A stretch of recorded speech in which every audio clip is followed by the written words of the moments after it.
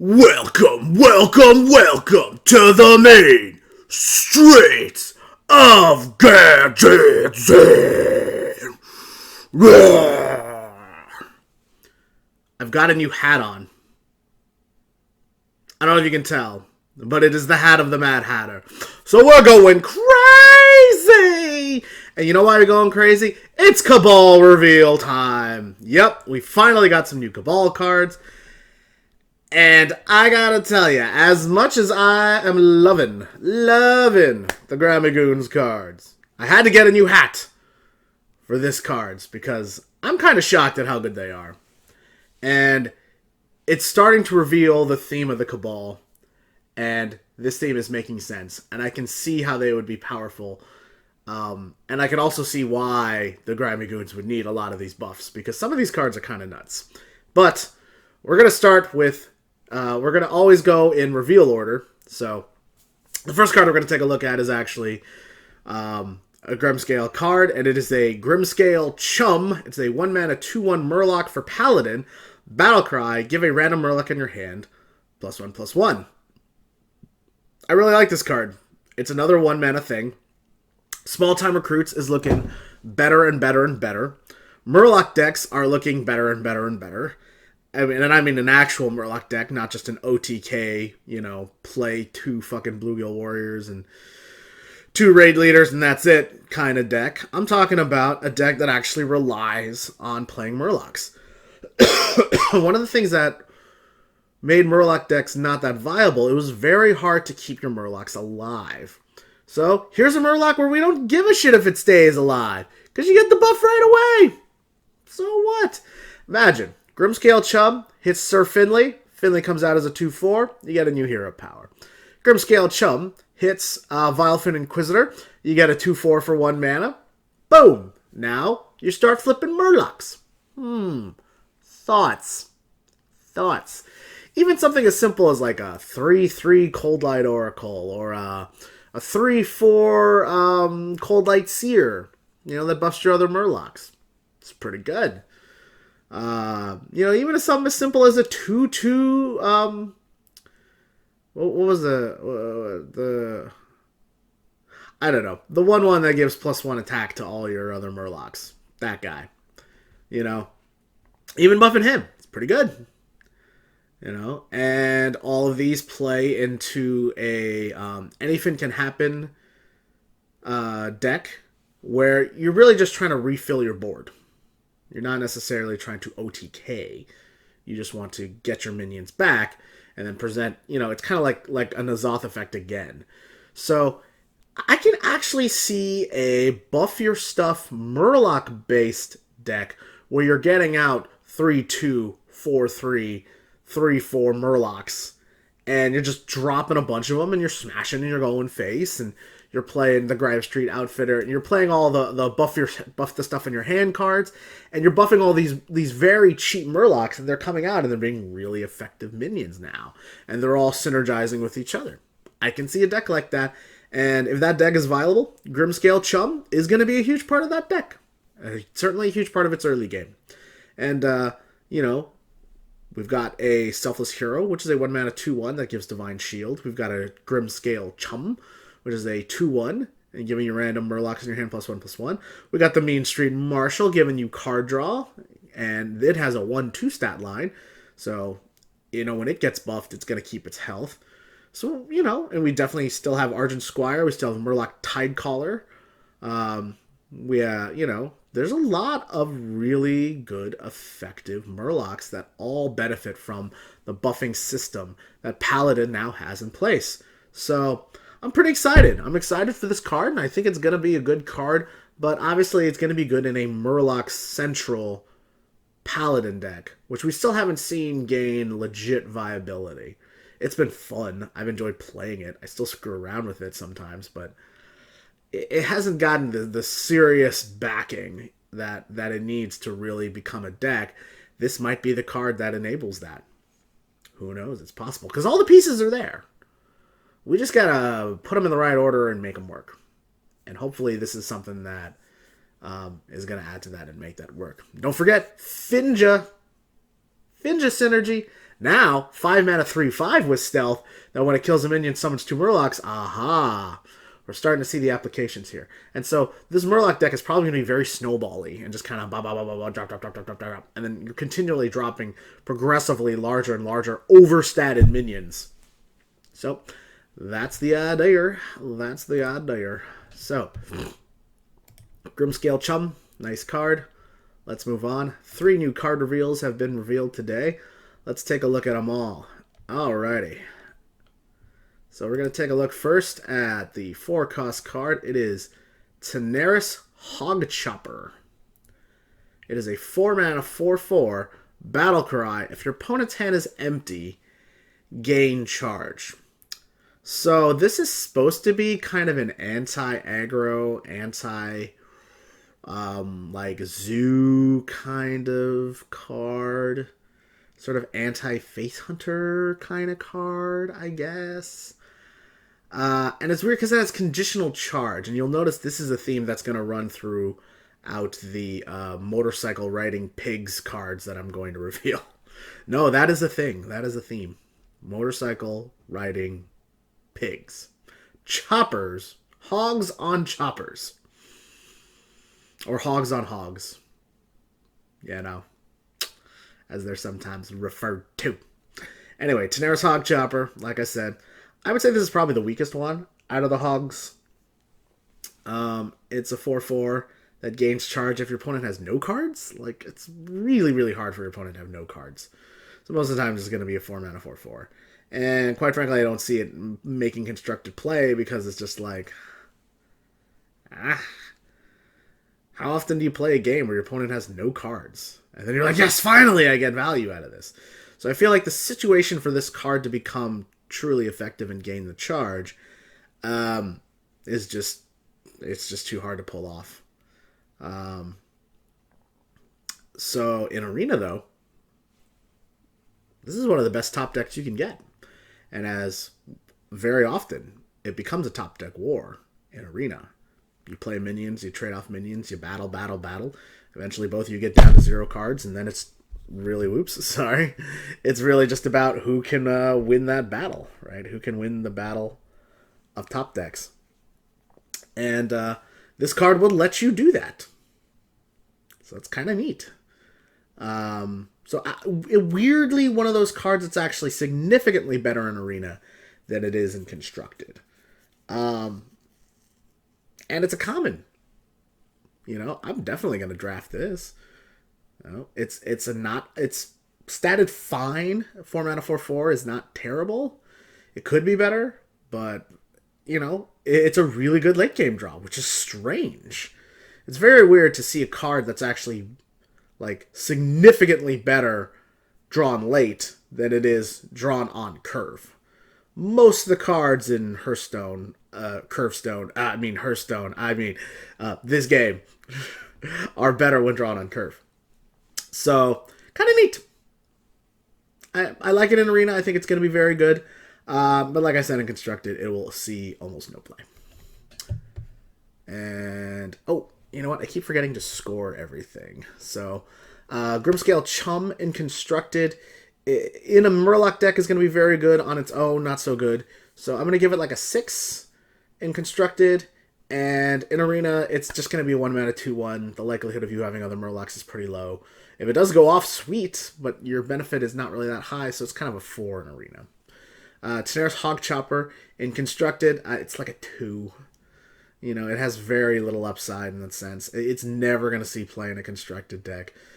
It's supposed to be more of a tech card that's supposed to help you deal with aggro cards. But like what deck is dumping its hand by turn 4? I can't think of anything, Not even, because all the zoo decks have the discard mechanics now, so they're not dumping their cards as much as they used to. One of the ways to beat some of the original zoo decks was kind of clearing off their stuff and forcing them to dump a bunch of cards, and then life tap only gets you 1 card. And a lot of times they would tap and then play that card. And so a lot of times they'd have no cards in their hand, and they were just kind of hoping their board holds. And then this card would have been really good against that. So in a weird way, this card actually just kind of came out late. And it's just not very helpful.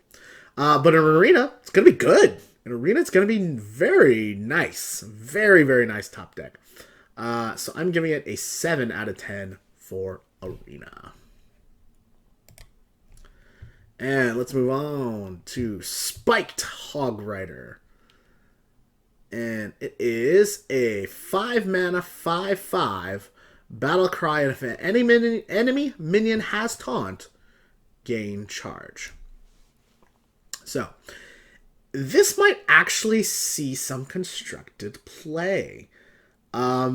Especially with the advent of Warrior getting all these extra taunt things and taunt synergies. You know, Spiked Hog Rider is a pretty nice counter to that. You know, against Shaman when they just summon an O2 fucking, I don't know the name, Stoneclaw Totem, I guess is the name of it, I think. You know, just a little O2 with taunt, boom, this guy gets charged. Smash into it. This guy does trade evenly with the thing from below. Nah, not quite as good. A lot of times that comes out as a 0 mana card, and now you're paying 5 mana to kill a 0 mana card. Behind in mana crystals. I don't know if that's a good trade or not. But like, what's neat about it, it's a charge card that's meant to be a clear card. You know, it's meant to pick off those mid-rangey taunt cards. It's meant to make it easier to, you know, this could also be a finisher in a sense that it clears off a taunt and then lets the minions you already have on board go face. And it's conditional, but it's not that hard to set off the condition. You know, even with, you could even use this in like, in combination with like Sparring Partner or like the spare parts that give taunt. You know, and you could give one of your opponent's minions taunt, especially like a target that, you know, it was a little like hard for you to target for some reason.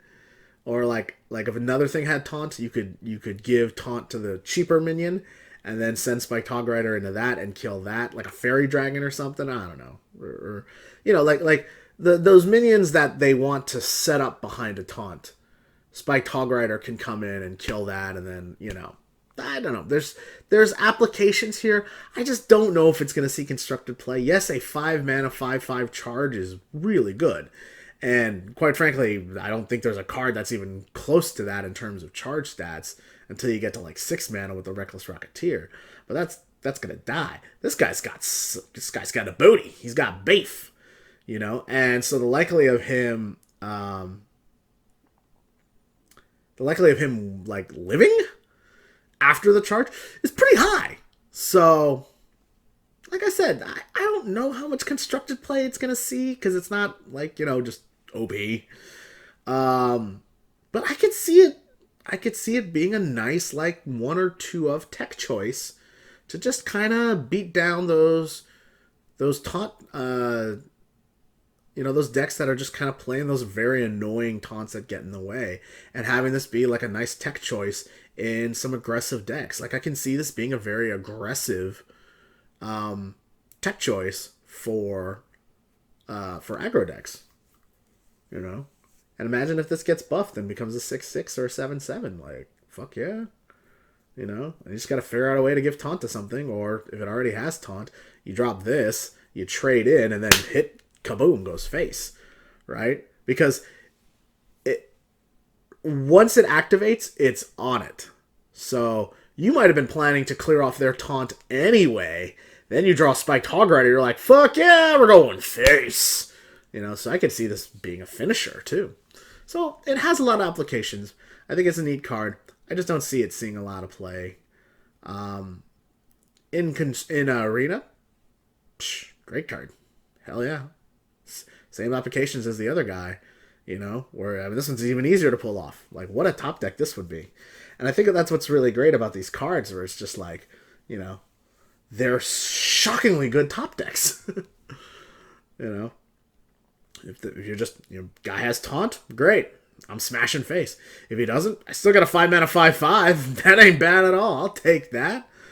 You know, 5 mana 5/5 is weirdly way better than a 4 mana 4/4. Because 5 health is kind of a nice break point. Where, like, so many things have 4 attack, and then a 5 mana 5/5 is going to survive that. So many things kind of deal 3 damage or deal 4 damage, and your 5/5s tend to live. So yeah, there you go. That's all I got to say about this card. Let's move on. Let's get on to the Hog Leader here. Leather-clad Hog Leader. It is a 6 mana, 6/6 battle cry. If your opponent has 6 or more cards in hand, gain charge. I like this one. I like this one a lot, and I think this is the one that's actually going to see the most play. The reason why is because it totally punishes fucking control decks. It totally punishes card draw decks. It totally punishes combo decks. This is aggro's answer to those cards. Oh, you want to store cards up, Mr. Priest guy? You want to get ready to do a massive board click? Oh, boom! Pig to the face. Hog smash. You know, so I would actually make this a tech choice in some of my decks. And especially if the metagame slows down, which it's looking like it probably will, and especially if you're playing against warlocks, against mages, against priests that tend to hoard their cards, that get ready for massive turns to swing around, that are playing cards, that draw them cards, you know, all the discover minions and stuff. Like, the likelihood of you playing against a lot of decks that are going to have a lot of cards is probably going to be pretty high. Even the even the Paladin decks that are trying to buff their stuff, right? They want to have a lot of cards so that way their buff effects hit a lot of cards, and then they can play several minions to have high tempo turns later on. And this card punishes all of those decks. All of them. Like crazy. It's a fireball with a body. Like, that's pretty nuts. That's pretty darn good. I could actually see this going into like an aggro hunter deck and having it just be the finisher. And then top it off on 6 mana. Just like, fuck it, let's go. And it's neutral. You can play it in any deck you want. You know? Maybe you play a deck that like has Coldite Oracles in it that are like forcing your opponent to draw cards, and you can smash with this guy. Or gal, excuse me. She's a sexy beast. Weird that these aren't beasts, seeing as how they're pigs on motorcycles. But I guess it makes sense since they're intelligent enough to create motorcycles. They're hogs on hogs. Yeah. So I think this is actually the one that's going to see the most play, and will actually see some constructed play. In constructed, I'm going to give this a 6 because I think it will see play, but maybe not that much. In arena, it's actually not as good because the likelihood of your opponent actually having 6 cards in their hand is very low. But it's still a 6 mana 6/6, which isn't bad. So I'm going to give it a 5 in arena. Yeah, let's move on. I'm actually doing these a little faster because there's not quite as much to say about every card. Here we go. KABAL stuff. Let's take a look. First card up, we got Volcanic Potion.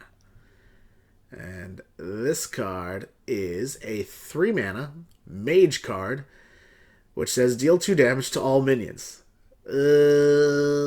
Damn. More mage AoE, because we all know what the mage was lacking was AoE.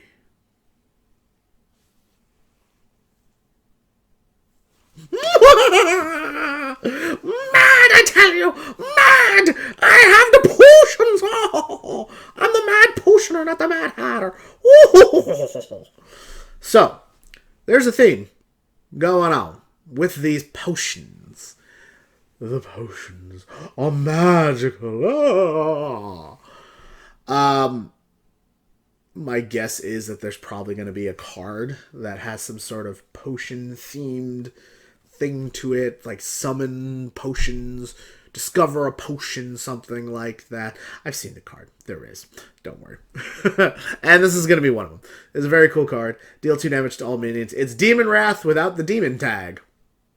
Volcanic Potion. It is a very nice early game control tool wiping boards. And yeah. Mage, priest, warlock, they can get these cards off discovering mechanics, off the KABAL potion, whatever guy that's coming up. I'll show you. So it's a great card, right? It kills Totem Shamans. Fuck yeah. It's not a Tempo Mage card, right? Because a lot of your things are 3/2 stat lines, and then this would just wipe your board and wipe his board. You don't want that. So you're not playing this in Tempo Mage. You're playing this in Control Mage. You're playing this in Reno Mage. You're playing this in Kazakus Mage. And I've noticed sort of the theme of the Cabal is basically going to be potion stuff and Highlander decks, which are only one. There can be only one, you know? And so this fits great in a Highlander deck too, because it's another board clear. You know, you run one Flame Strike, one Blizzard, one Arcane Explosion, and a Volcanic Potion. There you go. You've got a 1 damage board clear, a 2 damage board clear, a 2 damage with freeze board clear, and a 4 damage board clear. Boom! 4 very nice board clears that all synergize with spell damage. This card's going to be good. This card is going to be good. It's going to find a place. And it's better than the Twilight Flamecaller, which unfortunately didn't find a place. 2 mana, deal 1 damage to all enemies. But this will definitely find a place. Because 2 health is another one of those breakpoints where it's just, you know, these little tiny zooey minions, you just kind of smoosh them off the board. And, you know, maybe you don't kill the Imp Gang boss, but you do kill the Knife Juggler. You do kill the Flame Imp. You do kill the Dark Peddler.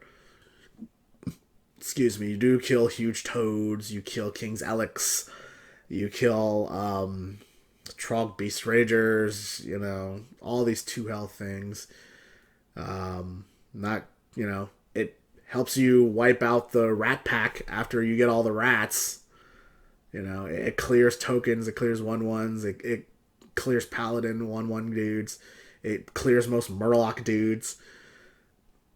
Yeah, you know, I mean, it's going to be a very applicable card. It's a very nice counterplay to a lot of the swarmy minion decks that are out there. You know, this is the Zoo Crusher, and there's going to be a lot of like Zoo-style decks coming out, and this card is going to be a very good counter to that. So Volcanic Potion, love it. Going to see a lot of play in Constructed. I give it an 8. In Arena, it's also going to be good. Right, just being able to clear all his early minions and control the board. And so you're going to see a lot more control-style mages coming out in Arena, and this card is perfect for it. I give it an 8 in Arena as well. Coming up next, and hey, there's the card I was talking about, Cabal Chemist. It is a 4-mana, 3/3, and a random potion to your hand. And that's what I was talking about before. So, what are the potions we've seen so far? We've seen the Potion of Madness. 1 mana, gain control of a 2-attack minion or less until the end of turn. We've seen the Volcanic Potion, right? 3 mana, deal 2 damage to everything. We've seen the big bad man himself, the Dragonfire Potion. 5 damage to everything except dragons. And we've seen the Pint-Sized Potion, which is give -3 to every opponent minion. And there's probably more. I highly doubt that's the last of it, because then this card would be lame. But my concern with this card, it is a 4-mana 3/3, so it is understated, significantly understated. This would be an understated 3-drop. But the potion you get is random. What if you get a potion that doesn't really fit your situation right now? So this is more of a late game card. You kind of get a body, you get a potion, you know, it's value, right? It replaces itself. It's another one of those replace itself kind of cards. And I noticed Cabal's kind of getting that, where they're all about sort of getting minions back, playing them again, or your minions always providing value, and you having a lot of cards in your hand at all times, and clearing boards and controlling the game, and like that's gonna be the theme. And so this is very, very good in control decks. This is very good in Reno style decks and Kazakus decks. And so, you know, you just want more stuff. You want more potions, and any of the potions, while they may not fit your current situation, are pretty good in most situations, right? Like, I always kind of want 2 damage to clear the board. Like, it's always pretty good.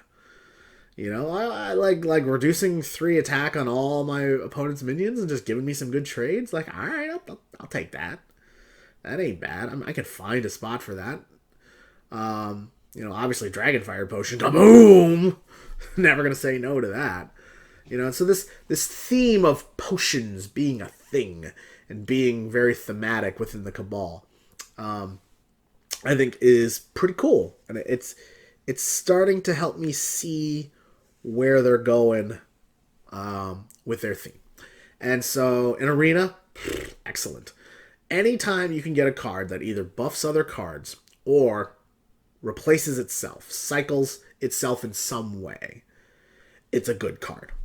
Yes, you lose some tempo, so it's not necessarily the best play on 4, but your ability to continue to press your card advantage and potentially get that board clear that you need, or get that card that helps you trade better with this card, top notch. And it's in the Cabal. So this can be played in Priest, it can be played in Mage, and it can be played in Warlock. And the applications for each one of those are going to be very different, right? If you're playing an aggro, Warlocky deck, maybe you play a little more mid-rangey Zoo with Cabal Chemist, and now you've got some board clears and some potions to go help you out, right? In a Control Warlock or Reno Warlock, this card is great. You're getting potions again. Same thing in a Control or Reno Mage, this card is great. You're getting potions again. Again, it's not a tempo card.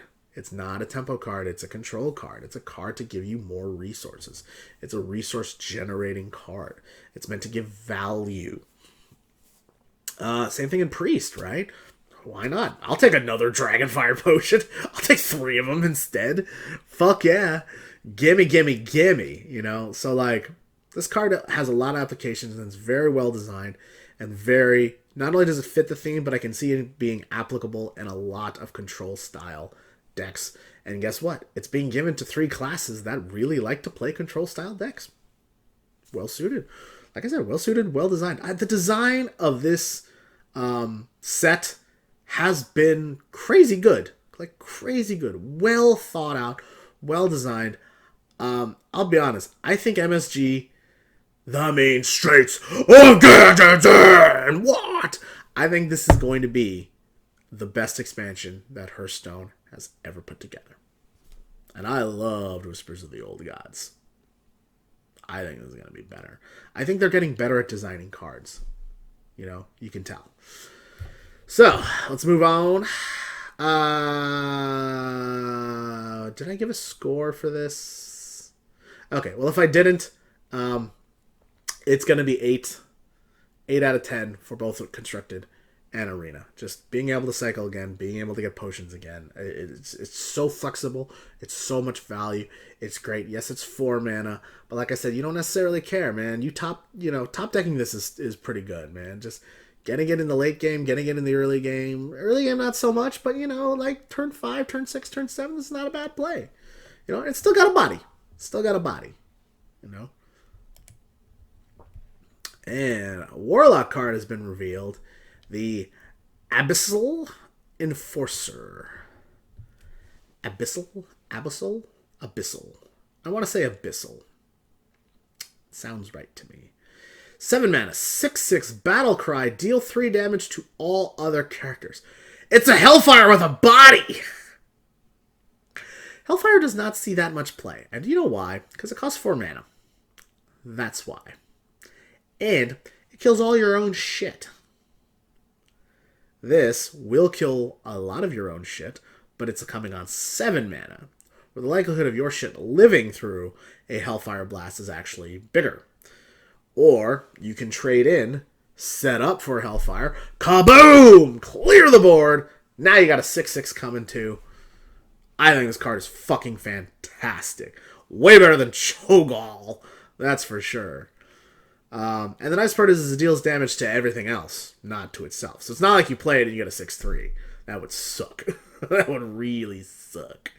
This card is very comparable to the Dread Infernal, which is a 7 mana 6/6 deal 1 damage to all characters. So immediately, Reno Lock is going to play this card. Getting an additional Hellfire is great for Reno Lock. Because a lot of times when I play that deck, as soon as they play their Hellfire, boom, we're going swarming the board, we're attacking. Let's go. Turn 5, turn 6, turn 7, we're going. And then sometimes you fear Twisting Nether on turn 8, but they only got one of them. And for some reason, I don't know why this is, but most Reno Locks don't play Doom.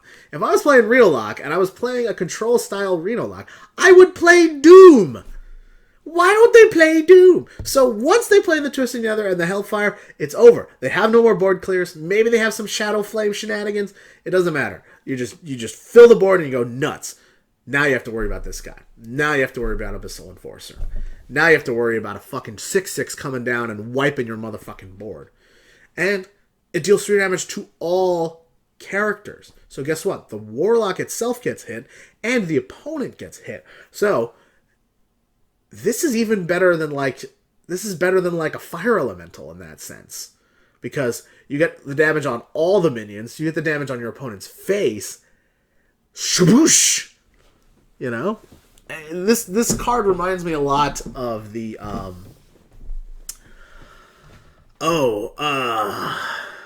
Crater Hellion in Magic the Gathering.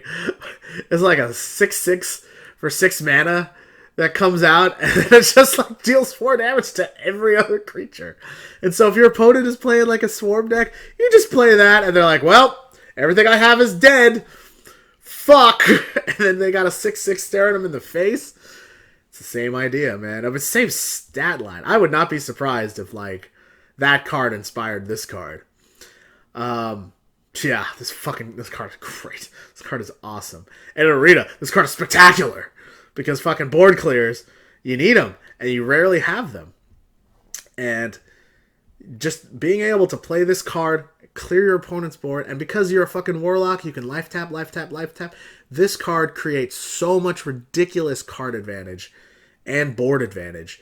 It blows my mind. So, in Constructed, I'm not sure how much play it's going to see, because it's going to depend upon the viability of what Warlocks are getting.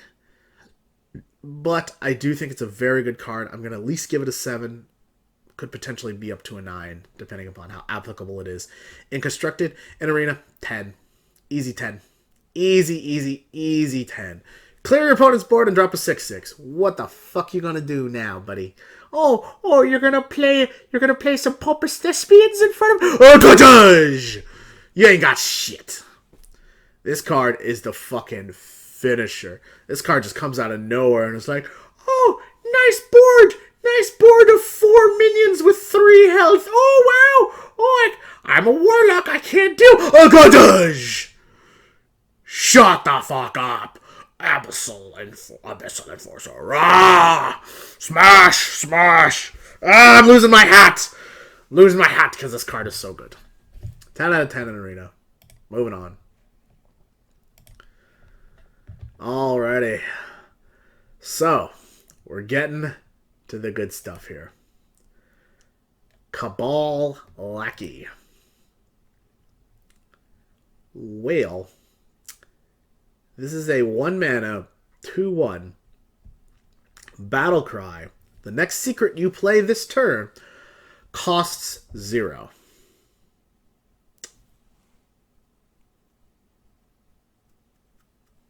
I'm not picking my nose. I'm scratching my lip. Because I'm thinking about another card that has this specific text on it already. And that's Mrs. Kirin Tormage. I still don't know where my cape is. The Kirin Tor. Secrets. We're all about secrets. Oh. So, KABAL Lackey is 1,000,000 times better than Kirin Tormage. Why? Because it comes out on turn 1. And now, I'm playing 4 mana worth of shit on turn 1. Whereas the Kirin Tormage, I'm playing 6 mana worth of shit on turn 3. Which one's better? One gets you twice the mana, the other one gets you 4 times the mana. Crazy. I mean, absolutely insane. Just absolutely insane. You know? Play this in a counter spell, boom. Your opponent cannot Frostbolt now. You know, play this in a counterspell. Boom. Your opponent's coin. See you later. Get the fuck out of here. Nope. No tempo gain for you, buddy. Now I just tempo out and beat you. Right? You play this in Ice Block. Boom. Now, Ethereal Arcanist is fucking phenomenal because it's always going to have a secret. Medivh's Valet on turn 2 is now dealing 3 damage. Shabuya! Now, any fucking 2-drop you play is just getting nuked.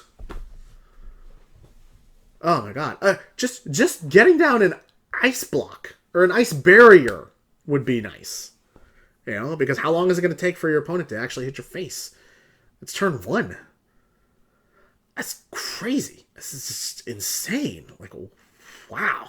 Like, but you have to have a secret. If you don't have a secret, it's a worse Arcane Anomaly. So it's so conditional on you having a secret. But I think a card like this, and I think a card like Kirin Tor Mage, could actually create a secret-based deck.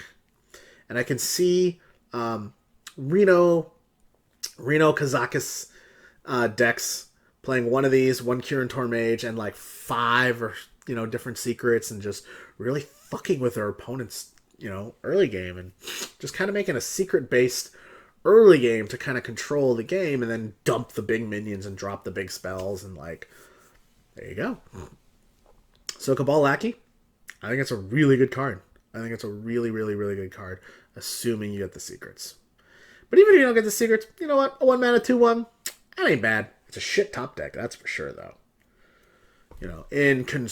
So like I said, in Constructed, I think it'll be very good. I'm going to give it a 7 out of 10. In Arena, it's a 1-mana 2/1. Yes, it might influence you to draft more secrets, but it's hard to draft that many secrets. Most of my mage runs, if I have 1 secret, I'm shocked. Like, oh, cool, I got a secret. Maybe I'll draft that KABAL Lackey now. Like, no. It's the world's worst top deck. Maybe, hopefully, you're like, why would you have a secret in your hand at that point? And then you're like, oh, good, KABAL Lackey, I saved 3 mana, but I can afford to spend the mana anyway. So it's one of those cards where, like, it's only good if you draft it early. Or only good if you draw it early, excuse me. Yeah. So in Arena, I'm going to give it a 4 out of 10. But I do think it is a card that could foster a secret-based mage deck and really make it viable. And then here has been revealed the legendary mage card, Ink Master Solia. A 7-mana 5/5. If your deck has no Battle Cry, if your deck has no duplicates, the next spell you cast this turn costs 0.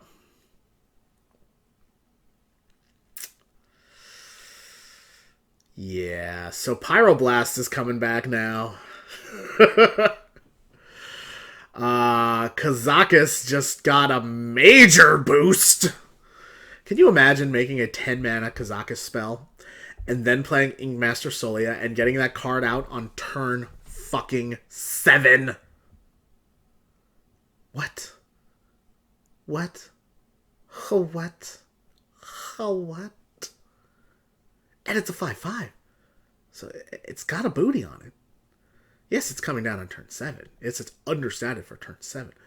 But my god, being able to cast a spell for free, it's ridiculous. Even just playing Kabbalist Tome and getting some more spells. Think about that. Think about that. What if you had a card that said 7 mana, 5/5, Battle Cry, put 3 random spells in your deck? Or 3 random spells in your hand. I would play that.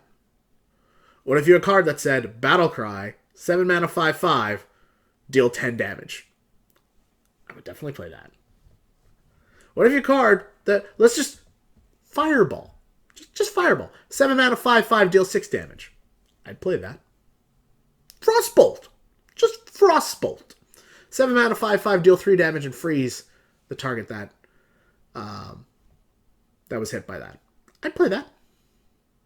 7 mana, 5/5, play a random secret. I'd play that. I mean, it's just good. It's just really, really good. That card art is fucking ridiculous, too. Look at that. Like, Ink Master.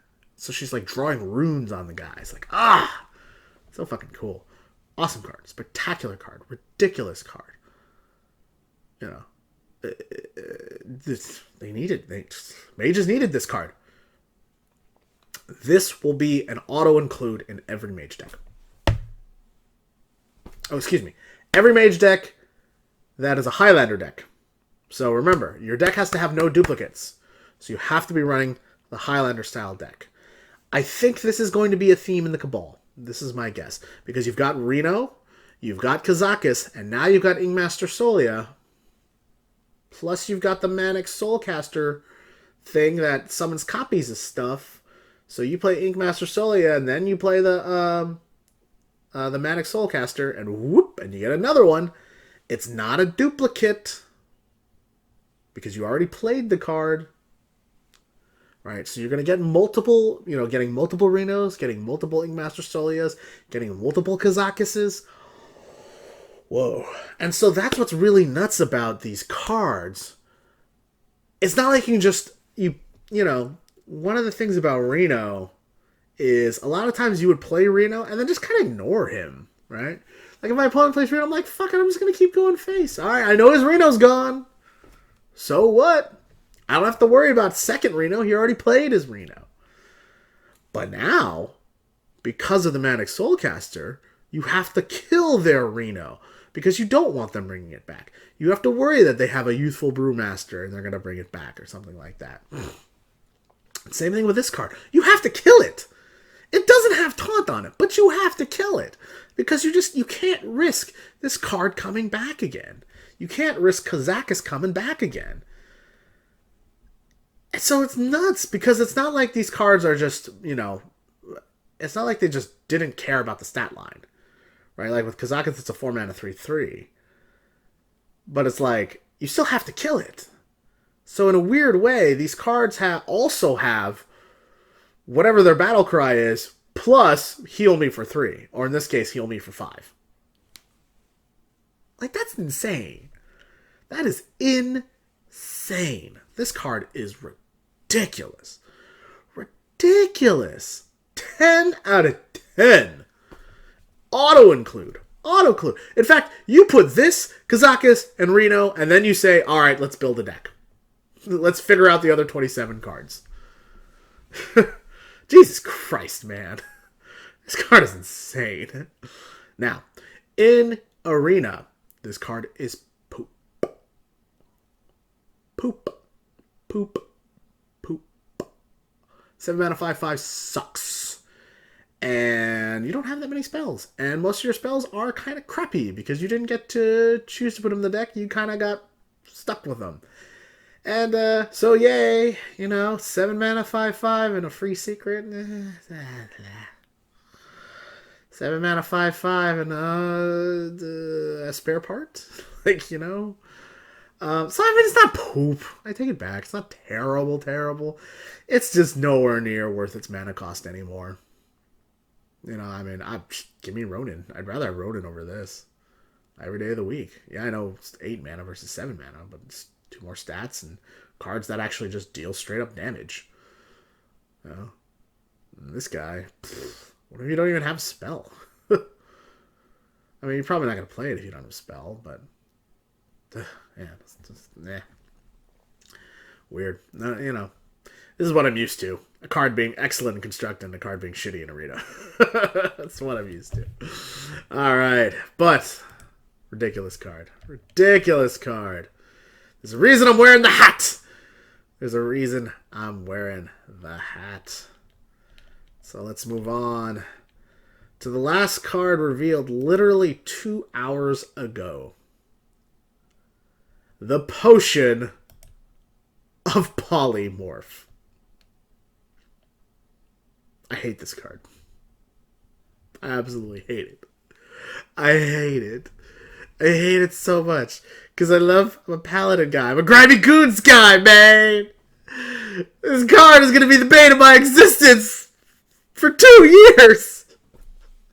Would be like, yeah, alright, I got my super buffed up fucking car. Here it comes, man. I'm about to drop a 10-15, 10-14 Sogoth on his ass. Yeah. Oh, he's only got one secret. Who gives a flying fuck? What's he gonna do?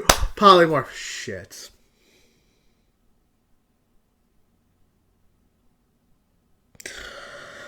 I just lost 3 cards. My death rattle didn't go off. Fuck.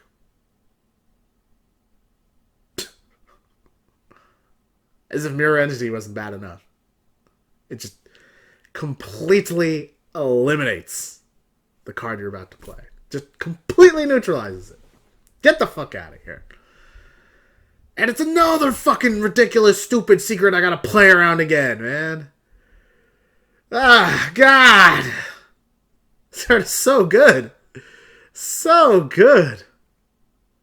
See, this is what's nuts. So let's think about it on turn 3. Your opponent plays this on turn 3. It comes back to you. You have either 3 or 4 mana. Now, that's not a lot of mana to work with. So in all likelihood, you're only going to be able to play 1 card. Originally, you're thinking, I'm going to play a 4-drop. Whatever it is. And if you're playing Paladin or Hunter or Warrior, maybe it's a buffed 4-drop. And you're like, I'm excited. I'm going to play this card. I'm going to play my 6/5 Grimy Gadgeteer now. And guess what? Potion of Polymorph hits. It doesn't even get its effect off, right? Because that's at the end of the turn. Shit. Maybe I play my buffed up Twilight Guardian. Now it's a 1/1. Fuck. What do I do? You know? Even if I just play a 3-drop and it gets polymorphed, like, there goes my whole turn. It's, you know, I used 3 mana to play a 1/1 sheep. You know, what if I want to play Rat Pack? And I'm like, oh, Rat Pack's my jam. Rat Pack's my card. Right? I'm gonna drop this. It's like a 3/3, and it's gonna summon 3 1/1 rats. Oh, it's awesome. No, it's a stupid mage. You can't do shit about it, right? Oh, polymorph. Now it's a 1/1 sheep. Oh, look, next turn comes up. Ping. Dead.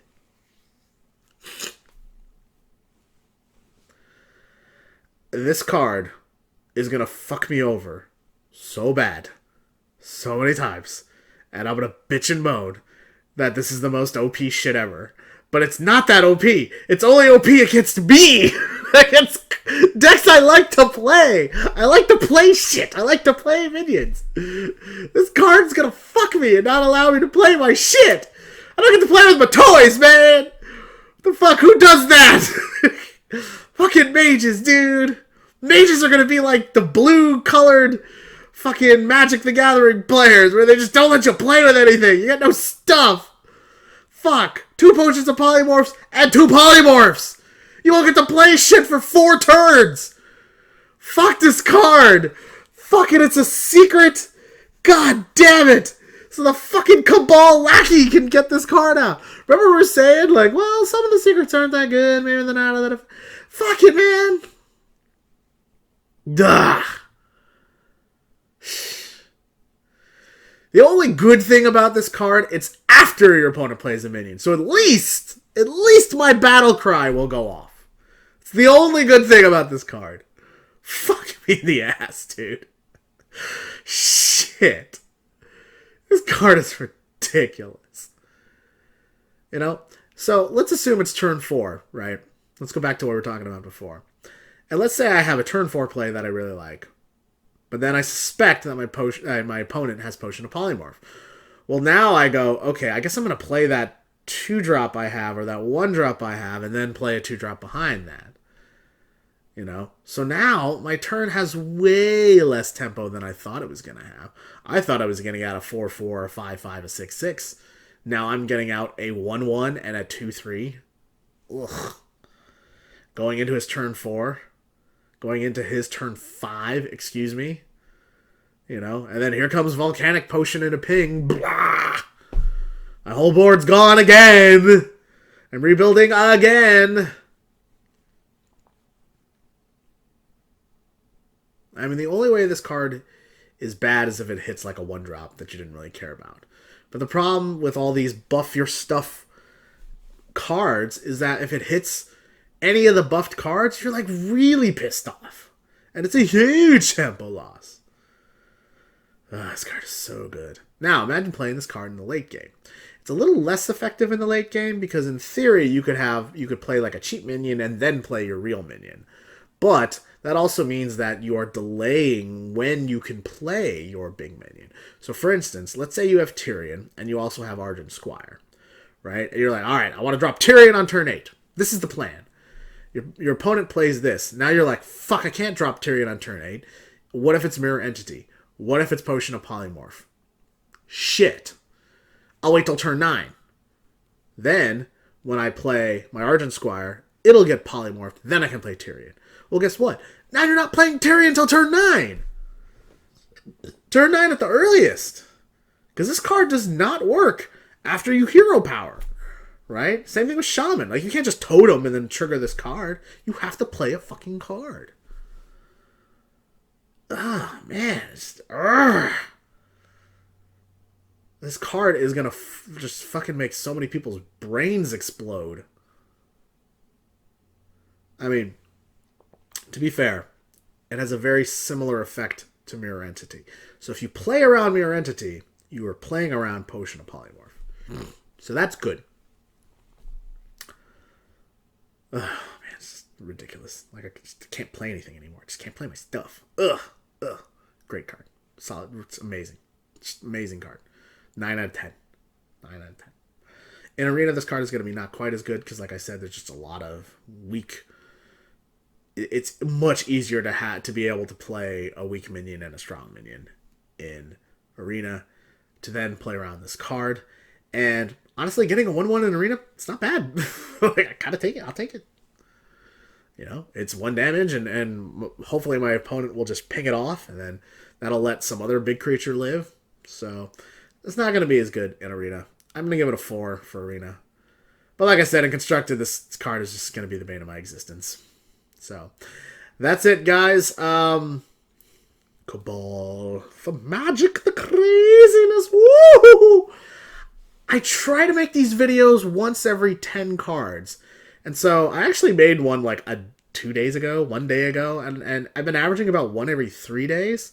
And this came out like this, you know, I think yesterday I made a video, and then now I'm making this one. And it's because they fucking revealed so many cards. They're revealing too many cards. I can't be mad though. It just means I have to keep up with the videos more. So thank you for watching this Mean Streets of Gadgetzan card review. Please subscribe down below. Would really appreciate that.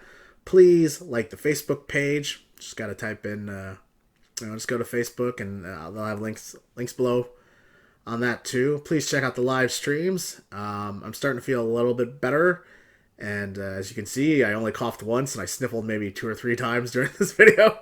So I'm on the mend, and I should be feeling well enough to stream coming up soon.